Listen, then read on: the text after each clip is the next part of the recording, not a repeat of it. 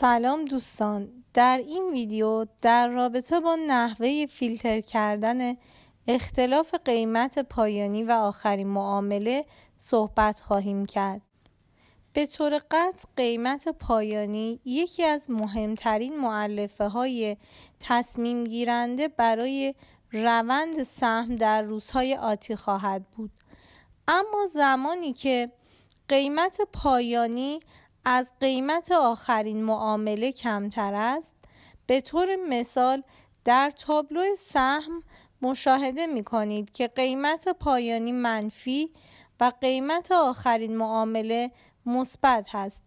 این امر یک نکته مثبت برای انتخاب سهام می باشد، زیرا قیمت آخرین معامله نشان دهنده افزایش تقاضا روی سهم مورد نظر خواهد بود و می تواند در روزهای آتی صعود این سهم و مثبت بودن آن را به دنبال داشته باشد.